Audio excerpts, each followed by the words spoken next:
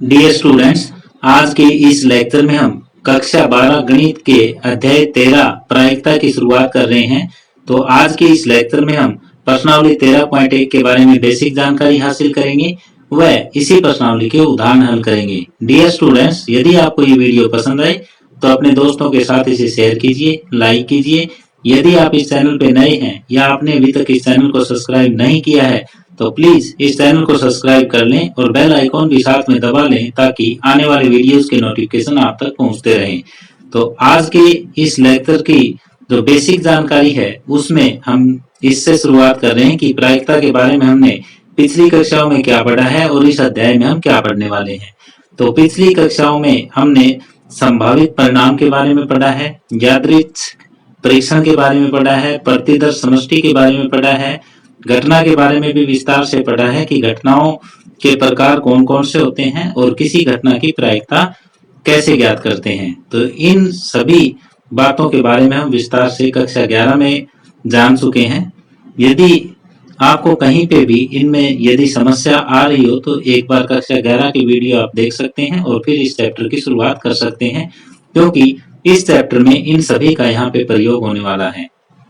तो अब आगे चलते हैं कि इस अध्याय में हम क्या पढ़ने वाले हैं। इस अध्याय में हम सहप्रतिबंध प्रायिकता के बारे में प्रश्नावली 13.1 में पढ़ेंगे, फिर बेस प्रमेय के बारे में पढ़ेंगे और इसके बाद प्रायिकता का गुणन नियम इसके बारे में डिटेल से पढ़ेंगे, प्रायिकता बंटन की अवधारणा के बारे में पढ़ेंगे। इसके बाद किसी प्रायिकता का बंटन का माध्य और प्रसरण किस तरीके से ज्ञात किया जाता है ये सीखेंगे और सबसे लास्ट में असंतत प्रायिकता बंटन के बारे में विशेष जानकारी हासिल करेंगे। तो ये इस अध्याय में हम पढ़ने वाले हैं और ये हमने पिछली कक्षाओं में पढ़ा है। तो जो प्रश्नावली 13.1 है उसकी शुरुआत हो रही है कि सहप्रतिबंध प्रायिकता से, कि सहप्रतिबंध प्रायिकता क्या होती है और इसके क्वेश्चन जो है वो किस प्रकार के होते हैं। अब आगे है सहप्रतिबंध प्रायिकता यानी कंडीशनल प्रोबेबिलिटी। तो इससे पहले जैसे कक्षा 9, 10 और 11 में हमने प्रायिकता की है तो वहां पे हमें किसी टाइप के कोई प्रतिबंध नहीं दिए हुए थे, हमें सीधी घटना दी हुई थी और घटना की प्रायिकता हमें ज्ञात करनी थी। लेकिन जैसा यह नाम से स्पष्ट है कि सहप्रतिबंध प्रायिकता यानी प्रतिबंध के साथ प्रायिकता, कंडीशनल प्रोबेबिलिटी, कंडीशन के साथ प्रोबेबिलिटी। तो ये सहप्रतिबंध प्रायिकता क्या होती है सबसे पहले हम ये डिस्कस करेंगे। माना ई तथा अब किसी यादृच्छिक परीक्षण के प्रतिदर्श समष्टि से संबंधित दो घटनाएं हैं। घटना ई की प्रायिकता को सहप्रतिबंध प्रायिकता तब कहेंगे यदि यह ज्ञात हो कि घटना अब पहले घटित हो चुकी है और इसे ई बाई एफ से दर्शाते हैं। तो ये देखो क्या है यहाँ पे, ई और एफ कोई प्रतिदर्श समष्टि की दो घटनाएं हैं और घटना ई की प्रायिकता को सहप्रतिबंध प्रायिकता तब कहेंगे जब हमें यह ज्ञात हो कि अब घटना पहले घटित हो चुकी है। यह ध्यान रखते हुए कि अब घटना पहले घटित हो चुकी है फिर ई की प्रायिकता हम ज्ञात करें तो वो ई की सहप्रतिबंध प्रायिकता कहलाती है और इसे पी ई बाई एफ से हम दर्शाते हैं। और पी ई बाई एफ का जो सूत्र बनेगा वो ये बनता है कि पी का मतलब probability, probability E by F, प्रायिकता ई की सहप्रतिबंध प्रायिकता एफ के साथ ये इस टाइप से होगा कि पी ई इंटरसेक्शन एफ बटे पी एफ, यानी conditional probability of E with respect to F. इसको ऐसे पढ़ा जाएगा कि पी ई इंटरसेक्शन एफ बटे पी एफ। ये नीचे वाला नीचे रहता है, ऊपर इंटरसेक्शन आ जाता है।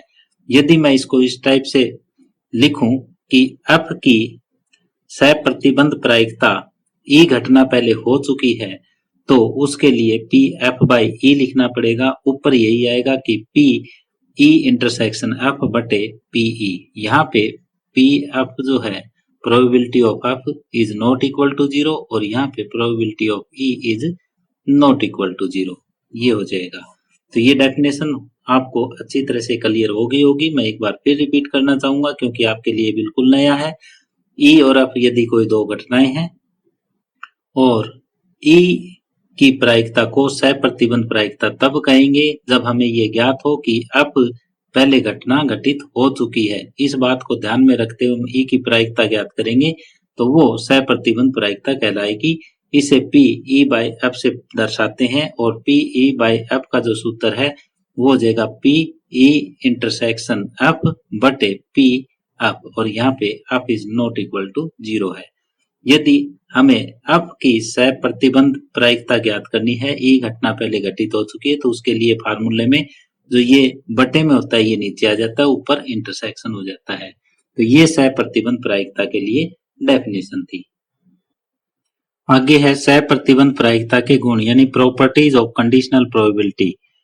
प्रोबेबिलिटी ऑफ सैंपल स्पेस बटे कोई भी घटना बराबर किसी भी घटना की कंडीशनल प्रोबेबिलिटी उसी के साथ ये एक होती है, ये हमें शो करना है। तो हमें ये पता है कि प्रोबेबिलिटी S बाई एफ यानी S की सहप्रतिबंध प्रायिकता जब F घटना हो चुकी है तो उसके लिए फार्मूला होता है प्रायिकता S इंटरसेक्शन F बटे प्रायिकता F नीचे वाले की। तो S और F में जो कॉमन होता है वो F ही होता है, क्योंकि S है वो टोटल सैंपल स्पेस है, F इसकी एक घटना है। तो यहाँ पे ये ले सकते हो आप, माना E तथा F समष्टि S की कोई दो घटनाएं हैं। तो यहाँ पे घटना घटित हो चुकी है S के लिए, तो ये S इंटरसेक्शन F जो है वो P F हो जाएगा और ये भी P F हो जाएगा, P F से P F हट के एक हो जाएगा। अब यदि हम ये ज्ञात करना चाहें P F बाई F यानी कंडीशनल प्रोबेबिलिटी हमें F की ज्ञात करनी है यदि घटना पहले F हो चुकी है, तो इसके लिए फार्मूला F इंटरसेक्शन F बटे P F का इंटरसेक्शन F के साथ F हो जाएगा और ये भी F और ये आ जाएगा 1।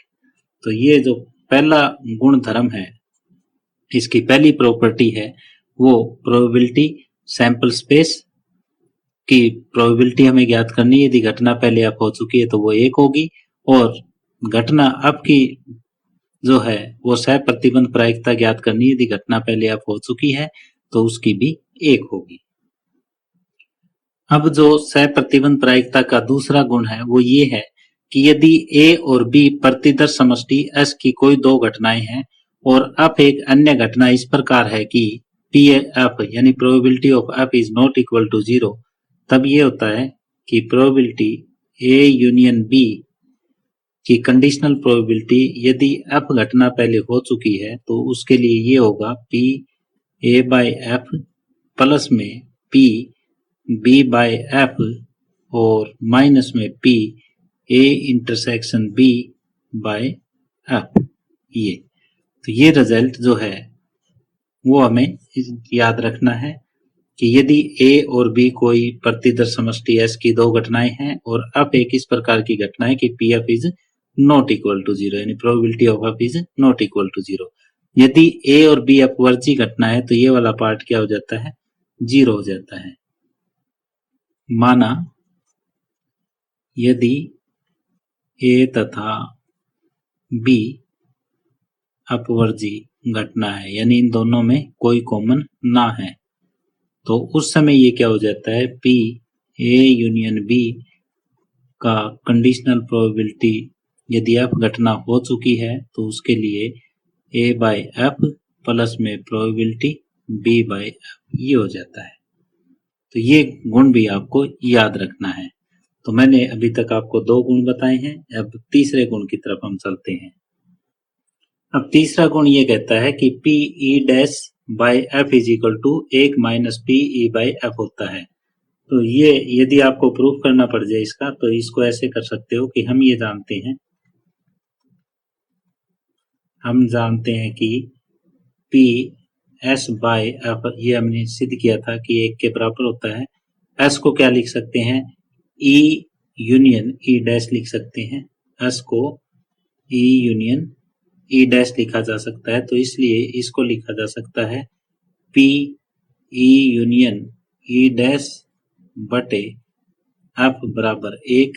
इसका बटे अलग, इसका बटे अलग, ये दोनों अपवर्ती घटनाएं हैं तो ये वाला रूल यहाँ पे लग जाएगा तो इसको मैं ये लिख सकता हूँ P E intersection E bye F, और ये दोनों ई और ई डैश में कोई कॉमन नहीं होता, ये दोनों अपवर्जी है, तो ये दूसरा पार्ट यहाँ पे लग जाएगा कि P E dash by F बराबर 1।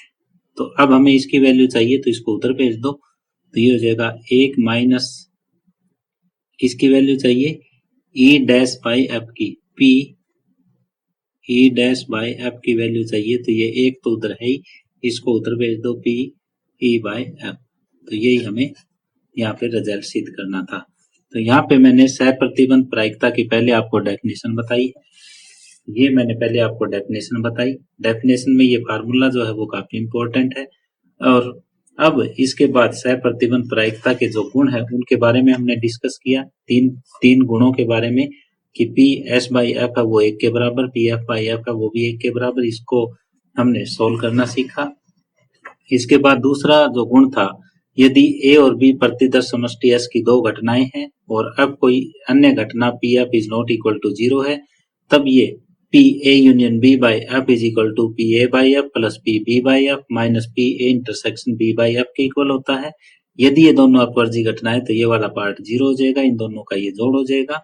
अब तीसरा गुण है P E dash by F is equal to 1 minus P E by F, ये हमने सिद्ध करके भी देखा है कि जो पहला गुण है वो लेके हम चले, एस को हम लिख सकते हैं ई यूनियन ई डैश, वो हमने यहाँ पे रखा, ई और ई डैश में कोई कॉमन नहीं है, तो फिर ये फार्मूला हमने लगा दिया। अब जो हमें चाहिए था P E dash by F वो लेफ्ट में रख लिया, बाकी राइट में, तो ये हमारे पास सहप्रतिबंध प्रायिकता के तीसरे गुण के रूप में आया। तो अब आगे हम उदाहरण हल करते हैं। अब उदाहरण नंबर 1 है, यदि पी ए के बराबर 7/13, पी बी बराबर 9/13 और पी ए इंटरसेक्शन बी बराबर 4/13 हो, तो पी ए बटे बी ज्ञात करें। तो हमें ये पता है कि पी ए बटे बी के लिए जो फार्मूला है वो है पी ए इंटरसेक्शन बी बटे नीचे वाला पी बी, यानी probability of A intersection B बटे probability of B. Probability A intersection B हमें मिला है 4/13 और प्रोबेबिलिटी ऑफ बी है 9/13। ये 13 से 13 कट जाएगा, 4/9 उत्तर आ जाएगा।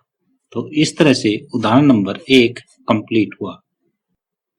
अब उदाहरण नंबर 2 है, एक परिवार में 2 बच्चे हैं, यदि यह ज्ञात हो कि बच्चों में कम से कम एक बच्चा लड़का है, तो दोनों बच्चों के लड़का होने की प्रायिकता क्या होगी।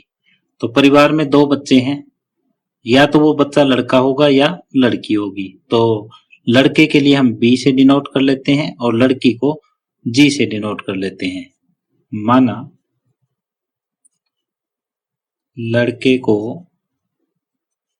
बी से तथा लड़की को जी से प्रदर्शित करते हैं।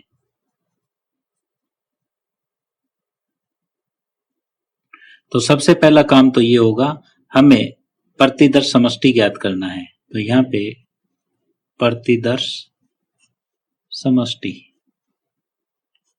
ऐसा हो जाएगा, 2 है तो या तो दोनों लड़के होंगे, या पहला लड़का दूसरी लड़की होगी, या पहली लड़की दूसरा लड़का होगा, या फिर दोनों की दोनों लड़कियां होगी। अब ये जब आपका प्रतिदर्श समष्टि निकल जाएगा, उसके बाद जो है ये आगे काम पड़ेंगे। यदि यह ज्ञात हो कि बच्चों में कम से कम एक बच्चा लड़का है, तो जो ज्ञात हो उसको हम एफ मानते हैं, घटना एफ मानते हैं। माना घटना ई तथा एफ इस प्रकार है। तो ई तो वो घटना होती है जिसकी हमें प्रायिकता ज्ञात करनी है, जैसे तो दोनों बच्चों के लड़का होने की प्रायिकता ज्ञात करो। तो ई वो है जब दोनों बच्चे लड़के हों, इसकी हमें ज्ञात करनी है, दोनों बच्चे लड़के हों। और एफ क्या है, ये जो चीज हमें ज्ञात है उसको एफ मानना है। ज्ञात हो कि बच्चों में से कम एक बच्चा लड़का है, कि कम से कम एक बच्चा लड़का है। तो यहाँ पे देखो दोनों बच्चे लड़के हैं तो ई के बराबर क्या आ जाएगा, ई के बराबर आ जाएगा बी बी, दोनों बच्चे लड़के हैं। एफ के बराबर कम से कम एक बच्चा लड़का है, तो कम से कम एक बच्चा लड़का है तो ये भी आ जाएगा, ये भी आ जाएगा, ये भी आ जाएगा। या तो दोनों लड़के होंगे, या पहला लड़का दूसरी लड़की, या पहली लड़की दूसरा लड़का, ये हो जाएगी। अब नेक्स्ट देखो, इन दोनों का हमें इंटरसेक्शन चाहिए, ई इंटरसेक्शन एफ, तो ये हम ऐसे ज्ञात करेंगे इन दोनों में, ये बी भी कॉमन। अब जिस तरह से हमें चाहिए probability of E, probability of F, probability of E intersection F, ये तीनों चाहिए। Probability of E, total sample space में एलिमेंट है 4, यहाँ पे है 1, तो ये 1/4। प्रोबेबिलिटी ऑफ एफ, यहाँ 3 एलिमेंट है, सैंपल स्पेस में 4 है, तो ये 3/4। पी ई इंटरसेक्शन एफ चाहिए, तो ये 1/4 हो जाएगा। तो अब ये देखो हमें क्या चाहिए, पी ई बाय एफ चाहिए, पी ई बाय एफ ये चाहिए। तो इसका मतलब फार्मूला लगाएंगे, पी ई इंटरसेक्शन एफ बटे ये नीचे वाला नीचे आ जाएगा, ई इंटरसेक्शन एफ 1/4 है, ये 3/4 है, 4 से 4 कट जाएगा, 1/3 उत्तर। तो यहाँ हमें ये ध्यान रखना है कि जो प्रायिकता हमें ज्ञात करनी है वो ई के बराबर, और जो हमें कंडीशन ज्ञात हो वो हमें एफ के बराबर लेनी है, और ई बाय एफ हमें ज्ञात करना है। तो इस तरह से उदाहरण नंबर 2 कंप्लीट हुआ। अब उदाहरण नंबर 3 है, एक बक्से में 10 कार्ड 1 से 10 तक पूर्णांक लिख कर रखे गए हैं।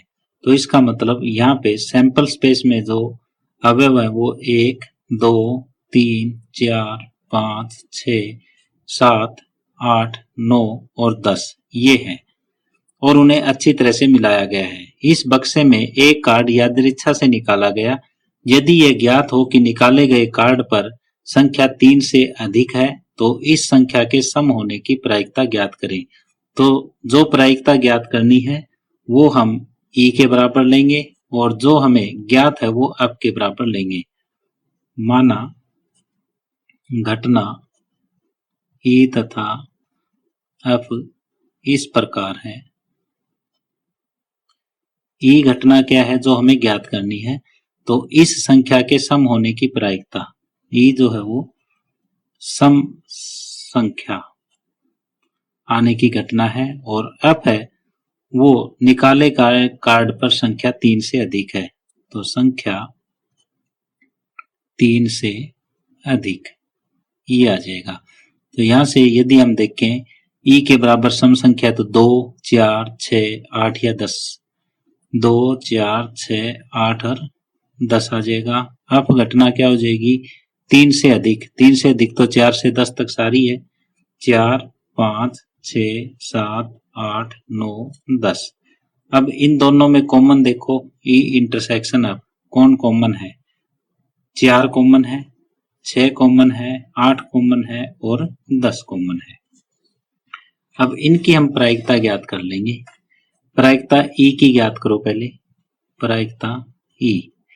तो प्रायिकता ई 1, 2, 3, 4, 5, और टोटल सैंपल स्पेस में हमारे पास 10 अवयव हैं, तो ये 5/10 1/2 हो जाएगा।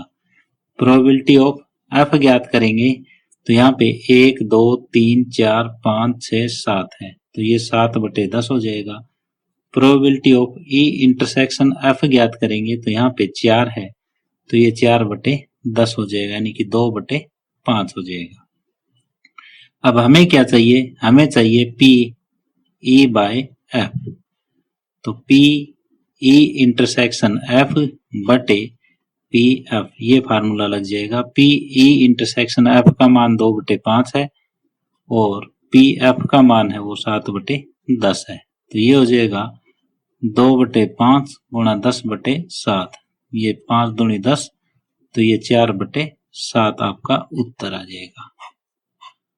तो यहाँ पे सिर्फ इतना ध्यान रखना है कि सबसे पहले आपको प्रतिदर्श समष्टि ज्ञात करना है, इसके बाद घटना ई वो माननी है जिसकी हमें प्रायिकता चाहिए, और एफ वो माननी है जो कंडीशन हमें दे रखी है, फिर ई बाई एफ हम ज्ञात कर देंगे। तो इस तरह से उदाहरण नंबर 3 कंप्लीट हुआ।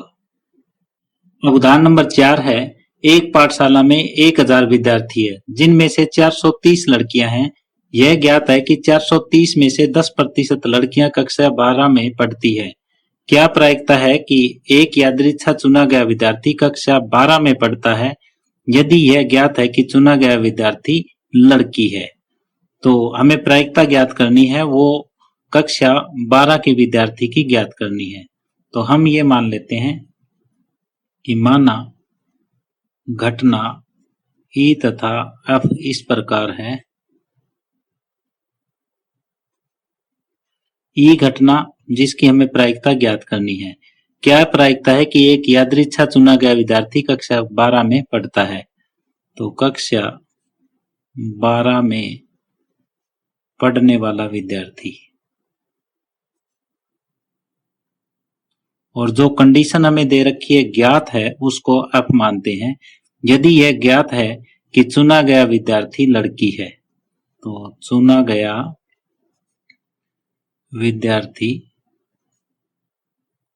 लड़की है और हमें पी ई बाय एफ ये ज्ञात करना है। तो इसके लिए पी एफ देखो हमारे पास और पी इंटरसेक्शन एफ, ये दो चीज हमें ज्ञात करनी है। तो पी एफ हम पहले देखेंगे।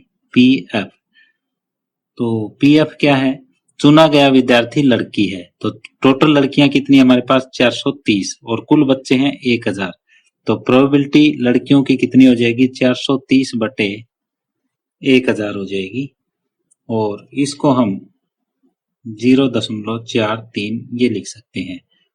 और पी ई इंटरसेक्शन एफ, लड़की भी हो और कक्षा 12 में भी पढ़ती हो, लड़की भी हो और कक्षा 12 में भी पढ़ती हो, तो ऐसी लड़कियां हैं 430 का 10% दिया हुआ है। लड़की भी है और कक्षा 12 में पढ़ती है, तो ऐसी संख्या हमारे पास 43 है। तो ये हो जाएगा 43 बटे 1000। तो इसको 0.043 लिखा जा सकता है। तो अब हमें पी ई बाई एफ ज्ञात करना है। पी ई बाई एफ ज्ञात करना है। तो पी ई इंटरसेक्शन एफ बटे पी एफ ऐसे लिख सकते हैं इसको। तो ये 0.043 बटे 0.43 ये आ जाएगा और ये कट के आ जाएगा 0.01 कटेगा तो 1/10 यानी 0.1 ये उत्तर आ जाएगा। यहाँ पे आपको सिर्फ और सिर्फ इतना ही ध्यान रखना है कि हमें प्रायिकता ज्ञात किसकी करनी है, वो ई के बराबर, जो ज्ञात है वो एफ के बराबर, फिर ई इंटरसेक्शन एफ और पी एफ ये दो चीजें ज्ञात करके और इस फार्मूले में हम रख देंगे तो हमारे पास उत्तर आ जाएगा 0.1। और इस तरह से उदाहरण नंबर 4 कंप्लीट हुआ। अब उदाहरण नंबर 5 है, एक पासे को 3 बार उछालने के परीक्षण में घटना ए तथा बी को निम्न प्रकार से परिभाषित किया गया है। घटना ए जो है वो तीसरी उछाल पर संख्या 4 प्रकट होना ये दिया गया है, और बी है पहली उछाल पर 6 तथा दूसरी उछाल पर 5 प्रकट होना ये दिया हुआ है। यदि घटना बी का घटित होना दिया गया है तो घटना ए की प्रायिकता ज्ञात कीजिए। तो हमें घटना ए की प्रायिकता ज्ञात करनी है ए बाय बी। तो पहले हमें ए ज्ञात करना पड़ेगा, बी ज्ञात करना पड़ेगा और प्रतिदर्श समष्टि के अंदर कितने जो है वो अवयव हैं वो देखना पड़ेगा। जब एक पासे को हम 3 बार फेंकते हैं या 3 बार उछालते हैं तो प्रतिदर्श समष्टि में 216 परिणाम आते हैं। जब एक पासे को 3 बार उछालते हैं तो प्रतिदर्श समष्टि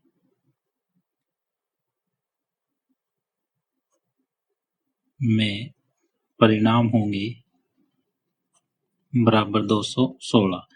अब यहाँ पे ए के परिणाम हम देखते हैं कितने हैं। ए के परिणाम क्या है कि तीसरी उछाल पर संख्या 4 प्रकट होना। तो यहाँ पे 1 1 4 हो सकता है, 1 2 4 हो सकता है, इस तरीके से गए तो 1 6 4 हो सकता है। फिर यहाँ पे 2 1 4 हो जाएगा, 2 2 4 हो जाएगा, इस तरह से 2 6 4 हो जाएगा। फिर 3 1 4, फिर 3 2 4 और इस तरह से 3 6 4 ये बनेगा।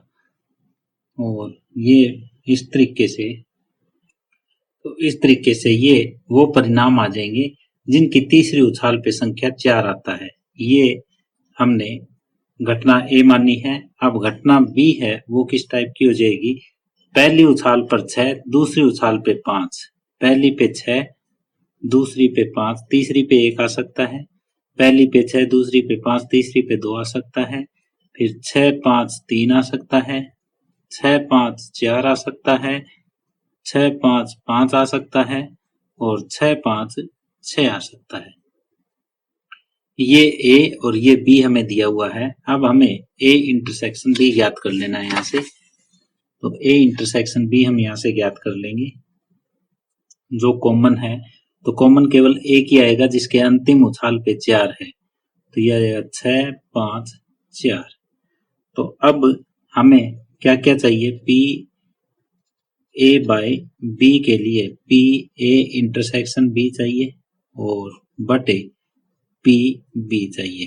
तो यहाँ से पी बी का मान आप ज्ञात करोगे तो 1 2 3 4 5 6, 6 बटे 216 हो जाएगा और पी ए इंटरसेक्शन बी याद करोगे तो 1 बटे 216, क्योंकि इसके प्रतिदर्श समष्टि में 216 परिणाम है।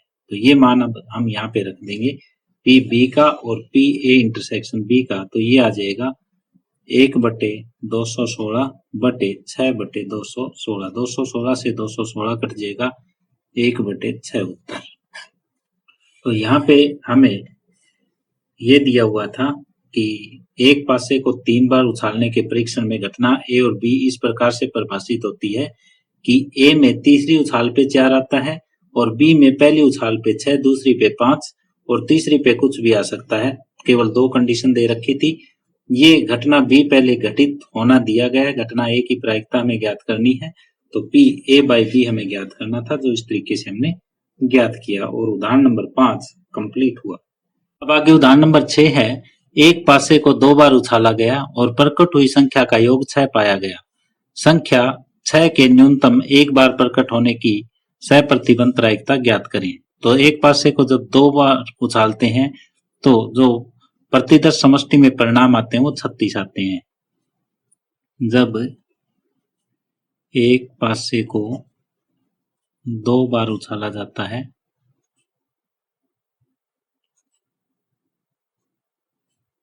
तो प्रतिदर्श समष्टि में परिमाण परिणाम तो ये आते हैं 36। तो यहाँ पे ई और एफ 2 घटनाएं इस प्रकार मान लेते हैं। माना ई तथा एफ 2 घटनाएं इस प्रकार है। ई जिसकी प्रति सहप्रतिबंध प्रायिकता में ज्ञात करनी है, 4 के न्यूनतम एक बार आना, 4 का न्यूनतम एक बार पासे पर आना, ये हो गया। और जो अप है ये कंडीशन हमें पहले दे रखी है कि 2 बार उछाला गया, प्रकट हुई संख्या का योग 6 है। दोनों संख्याओं का योग बराबर 6 है और हमें पी ई बाय एफ ज्ञात करना है। ये क्वेश्चन बना। तो यहाँ पे जो ई है वो क्या आ जाएगा, 4 एक बार जरूर आए। तो 4 1 4 2 4 3 4 4 4 5 4 6। दूसरा ये आ सकता है 1 4 2 4 3 4 4 4 हमारे पास आ गया, 5 4 और 6 4। इस तरह से ये 11 बन जाएंगे। और f क्या बनेगा कि दोनों संख्याओं पर योग 6 हो। तो दोनों संख्याओं पर योग 6 का मतलब या तो 3 3 हो सकता है, या 4 2 हो सकता है, 2 4 हो सकता है, 5 1 हो सकता है और 1 5 हो सकता है। बाकी कोई संख्या 6 का नहीं है। अब ई इंटरसेक्शन एफ हम ज्ञात कर लेंगे। तो एक तरफ 4 वाले 4 2 इनमें कॉमन है और दूसरा 2 4 कॉमन है। तो यहां से प्रायिकता ई की देखो क्या आ जाएगी। प्रायिकता ई आ जाएगी, ये 11 है, टोटल होते हैं 36। तो ई की प्रायिकता 11/36। एफ की प्रायिकता 1 2 3 4 5 5/36। और हमें ई इंटरसेक्शन एफ की प्रायिकता देखनी हो, पी ई इंटरसेक्शन एफ की प्रायिकता 2/36 ये बनी। अब हमें पी ई बाय एफ ज्ञात करना है। पी ई बाय एफ के लिए फार्मूला होता है कि पी ई इंटरसेक्शन एफ बटे पी एफ। तो इंटरसेक्शन एफ का मान 2/36 और एफ का 5/36। तो ये 36 से 36 कट जाएगा, 2/5 उत्तर। तो ये सारे सवाल बिल्कुल सेम चल रहे हैं। यहाँ पे ई वो घटना लेनी है जिसका हमें सह प्रतिबंध प्रायिकता ज्ञात करनी है। अब वो घटना लेनी है जो पहले घटित हो चुकी है और फिर पीई ज्ञात कर लेंगे, पीएफ ज्ञात कर लेंगे, पी इंटरसेक्शन एफ ज्ञात करके इस फार्मूले में हम रख देंगे। तो हमारे पास जो है वो उत्तर आ जाएगा। और इस तरह से उदाहरण नंबर 6 कंप्लीट हुआ। अब आगे उदाहरण नंबर 7 है, एक सिक्के को उछालने के परीक्षण पर विचार कीजिए। यदि सिक्के पर चित प्रकट हो तो सिक्के को पुनः उछालें, परंतु यदि सिक्के पर पट हो तो एक पासे को फेंकें। यदि घटना कम से कम एक पट प्रकट होना दिया गया है तो घटना पासे पर 4 से बड़ी संख्या प्रकट होने की प्रायिकता ज्ञात कीजिए। तो सबसे पहले एक सिक्के के परीक्षण पर हमें विचार करना है। जब एक सिक्के को हम एक बार फेंकते हैं तो या तो हेड आता है या फिर टेल आता है। ये कहता है कि यदि हेड आता है तो फिर दोबारा एक सिक्का हम फिर उछालेंगे तो हेड तो पहले है ही, या तो फिर दोबारा से हेड आ सकता है या फिर दोबारा से टेल आ सकता है। ये बना। अब यदि शुरू में टेल आता है तो फिर क्या करता है ये, परंतु यदि सिक्के पर पट आता है तो एक पासे को फेंके, पासा फेंकना है। तो पासा फेंकना है तो इसका मतलब क्या हुआ कि या तो टी के बाद 1 आएगा, क्योंकि पासे पे तो 6 होते हैं, टी के बाद 1 आएगा, या फिर टी 2 आएगा, या फिर टी 3 आएगा, या फिर टी 4 आएगा, या टी 5 आएगा, या फिर टी 6 आएगा। ये आएगा। तो प्रतिदर्श समष्टि में 1 2 3 4 5 6 7 8 ये 8 अवयव होंगे। तो परीक्षण के प्रतिदर्श समष्टि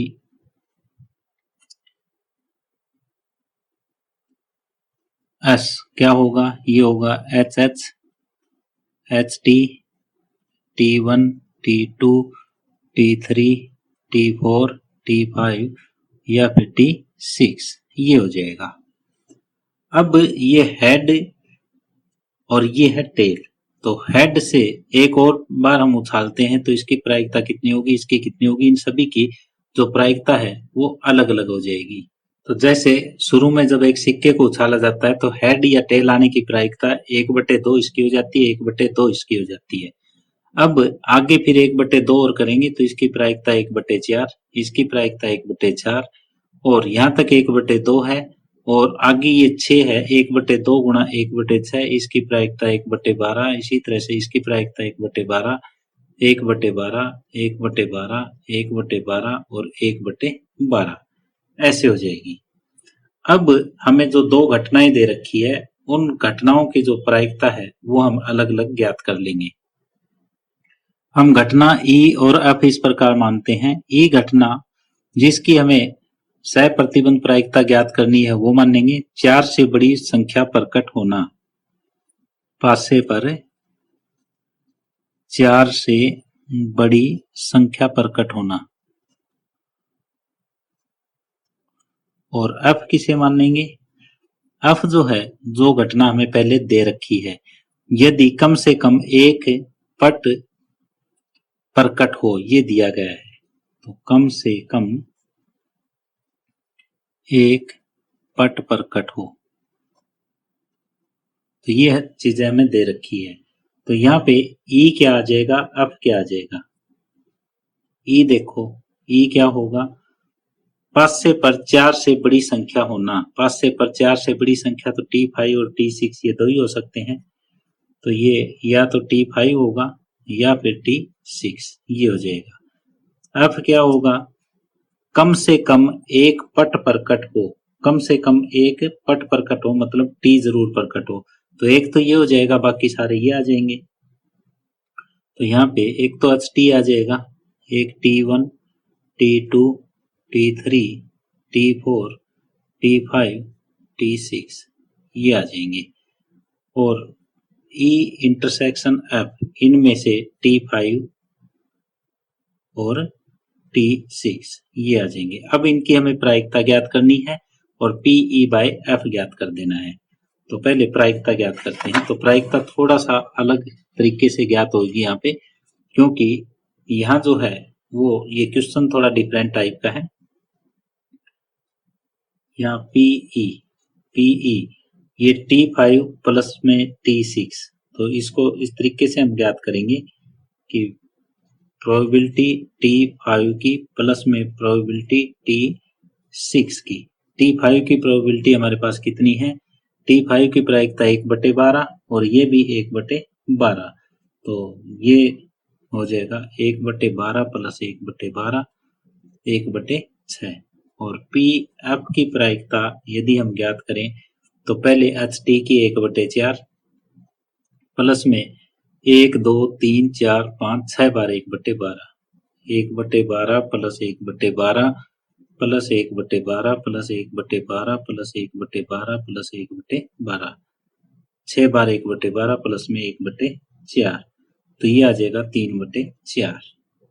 अब प्रोबेबिलिटी E इंटरसेक्शन F की हमें ज्ञात करनी है। E इंटरसेक्शन F की, तो ये 1/12 प्लस 1/12 हो जाएगा और ये 2/12 यानी कि 1/6। तो हमें क्या ज्ञात करना है? हमें ज्ञात करना है PE/F का मान, PE इंटरसेक्शन F बटे PF। ये तो PE इंटरसेक्शन F देखो कितना है, ये 1/6 है। PF ये 3/4 है, तो 1/6 गुणा 4/3, 2 दूना 4, 2 तिये 6 और ये उत्तर आ जाएगा आपका 2/9। तो यहाँ पे जिस तरह से हमें पहले ये दिया हुआ था कि एक सिक्के को उछालते हैं, तो एक सिक्के को उछालते हैं तो दो रिजल्ट आते हैं, H की प्रायिकता 1/2 और T की भी प्रायिकता 1/2। जब हेड आ जाता है तो दोबारा एक सिक्का ही उछालते हैं, तो आगे इनकी प्रायिकता ज्ञात कर लेंगे। जब टेल आता है तो एक डाइस उछाली जाती है, तब इसकी प्रायिकता ये अलग हो जाएगी। फिर हमें एक 5 से 4 से बड़ी संख्या होना की सह प्रतिबंध प्रायिकता ज्ञात करनी है और ये दिया हुआ है कि कम से कम एक पट जरूर हो, प्रकट हो, इस ये पहले दिया हुआ है। तो E हमने 5 से 4 से बड़ी संख्या का प्रकट होना माना, अब कम से कम एक पट प्रकट होना माना। तो E हमने ज्ञात किया, अब ज्ञात किया इनका इंटरसेक्शन, फिर इनकी प्रायिकता और इस फार्मूले में हमने यहाँ पे भर दिया है। तो इस तरह से उदाहरण नंबर 7 कंप्लीट हुआ। डियर स्टूडेंट्स, इसी के साथ ही आज का ये लेक्चर हम यहीं समाप्त कर रहे हैं। यदि आपको ये वीडियो पसंद आई हो तो अपने दोस्तों के साथ इसे शेयर कीजिए, लाइक कीजिए। यदि आप इस चैनल पे नए हैं या आपने अभी तक इस चैनल को सब्सक्राइब नहीं किया है तो प्लीज इस चैनल को सब्सक्राइब कर लें और बेल आइकॉन भी साथ में दबा लें ताकि आने वाले वीडियोस के नोटिफिकेशन आप तक पहुंचते रहें। धन्यवाद।